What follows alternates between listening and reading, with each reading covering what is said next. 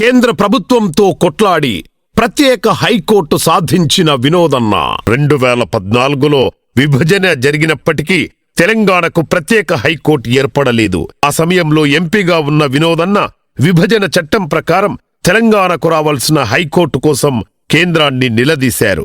BRS Vinod Kumar పోరాటం కారణంగా రెండు రాష్ట్రాలకు రెండు కోర్టులు ఏర్పడ్డాయి. One is the establishment of a high court for the state of Telangana. Number two, to stop the recruitment process for the junior civil judges, which is to be shortly notified, and examinations are going to be conducted.